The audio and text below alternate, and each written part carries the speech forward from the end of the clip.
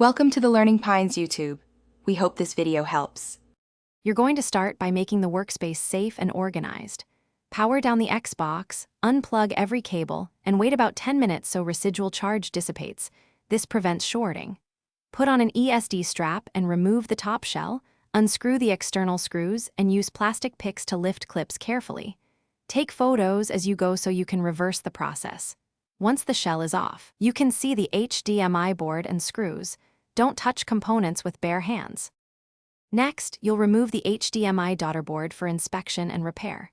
First, unclip and slide out any ribbon and coax connectors, keeping connectors parallel to avoid damage.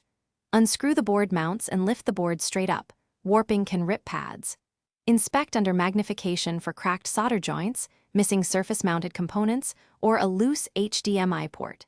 If you find cold joints, you'll reflow using a soldering iron or hot air station. If the port is mechanically damaged, prepare to replace it with a donor port. Now perform the repair. Clean with isopropyl, apply flux, and reflow cracked joints with a fine-tip iron or hot air at appropriate temperature. Solder a replacement HDMI connector if needed, making sure pads align. Once done, reassemble partially, reconnect the ribbon and power, and test video output with a known good HDMI cable and TV. If the image is stable, finish reassembly.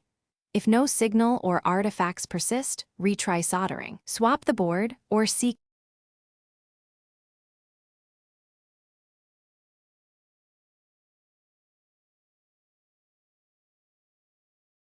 Thanks for watching.